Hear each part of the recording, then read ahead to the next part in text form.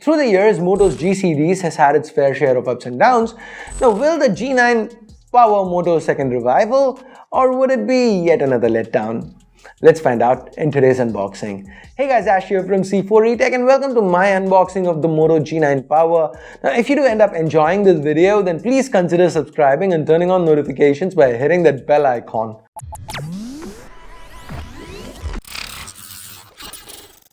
The Moto G9 Power, it comes in this simplistic blue box with a big Moto logo up front and the name of the phone down at the bottom. Turning it around, we see the spec highlights and a picture of the front and back of the device. The bottom has a sticker with a SAR value mentioned, absolutely useless, SAR values, but it also tells us that we have the 464 variant and this is the metallic sage color. Now that's all we can get from the outside, so let's now slice through those seals and take a peek inside. First up, we have the phone itself, again with a printed screen protector much like with the Moto G5G that we unboxed a little while ago. Okay, so this isn't something we see every day. Moto seems to be shipping the G9 Power with a soft transparent case already on it. Anyway, let's take the phone out to get a closer look at the back, and no surprise, the design here is exactly what we saw with the Moto G5G. But the feel, I think this is better, and the color, well, I have to give kudos where due. The Moto team here has gone with a bold design choice. This back literally changes color. Under our unboxing setup, it looked bluish gray. Under sunlight, it looks kind of grayish. But then indoors, it's got this dark green look going for it. It's kind of awesome and even a conversation starter potentially. But yeah, before I get distracted, let's return to the unboxing.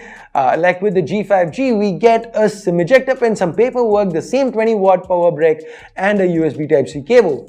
That's all for the inbox contents. Let's quickly jump on to the G9 Power. Now, as the name suggests, the G9 Power packs a large 6000 mAh power pack. Get it? No? Okay.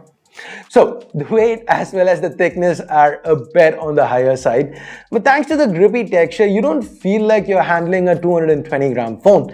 In fact, I'd say the G9 feels better in hand than the G5G. And it's not just the feel. I'd say it looks better too. The color changes had us going wow. And these silver accent rings around the camera, it gave the G9 Power a much needed touch of elegance. The G9 Power ports over the textured power button from the G5G, and the positioning, well, Moto has nailed them. Even the volume buttons above it are easily reachable. And since we are here, let me show you around the rest of the device. The 3.5mm headphone jack and secondary mic are up top. The left holds the Google Assistant button, and slightly above that we have a hybrid slot. I was honestly surprised to see Moto go with a hybrid slot here instead of a full-fledged triple card slot. At nearly 9.5mm of thickness with a footprint this large, it's not like they really did run out of space, right? Anyway, wrapping up the placements, we have a single loudspeaker at the bottom along with a Type-C port and the primary microphone. Now up front, we have one of the largest displays I've seen on a smartphone in this price point. At 6.8 inches, this IPS panel is really encroaching on the small tablet territory. The bezels surrounding it are a bit on the thicker side as well, especially that prominent chin. There is no ugly notch though. Instead, Moto has chosen to go for a tiny punch hole that holds the 16-megapixel selfie camera. Initial impressions, it seems to be the same unit as the one we had on the Moto G5G.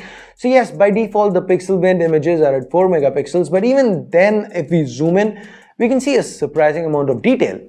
Now, coming back to the panel itself, well, we've got bright colors and plenty of screen real estate, but unfortunately, all that is overshadowed by the fact that the resolution is 720p. Yes, Moto for some reason decided to go with a HD Plus panel stretch over 6.8 inches. Now that results in some soft looking text and blurry detail. Moto might call this their max vision display, but honestly I feel vision is a problem and there's nothing max about it. There is the size though, but guys, I feel this is one of the weakest aspects of the G9 Power. Take a look at the other specs. We have a Snapdragon 662, 4 gigs of RAM, 64 gigs of onboard storage, which as we saw can be further expanded via microSD. So performance-wise, well, yes, there is nothing groundbreaking when it comes to the G9 Power. It should get the job done. thanks mainly to stock Android 10 being on board. Everything from swiping through the settings menu to pulling down the notification shade, it all felt fast and snappy.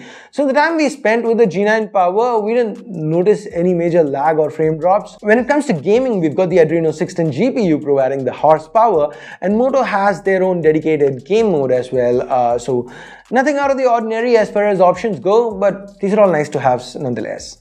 Now, speaking of nice to haves, we have Moto's unique blend of features and gestures along with Google stock Android. So our favorite gestures like chop chop for the flash, twist for the camera, they're all present and accounted for. And of course, Moto's new gesture for split screen functionality, that makes its way here.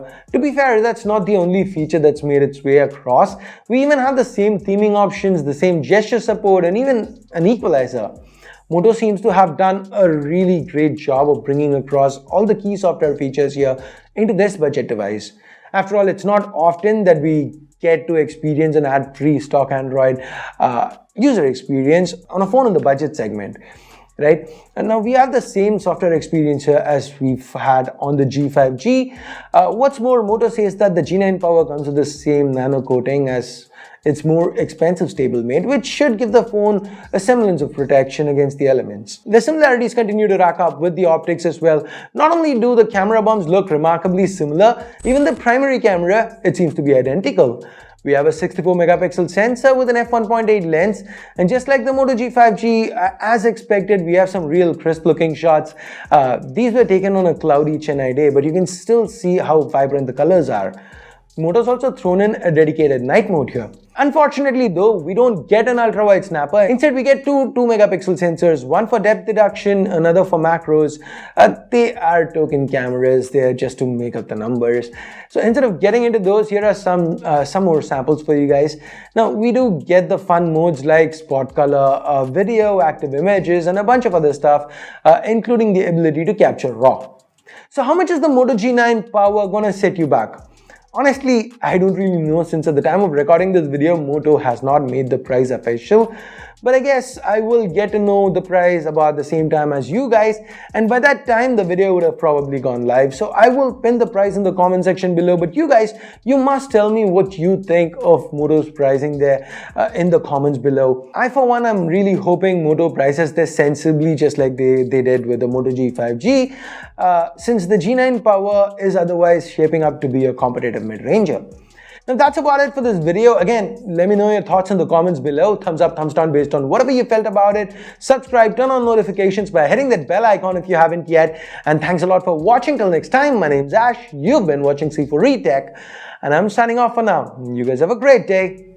Bye-bye.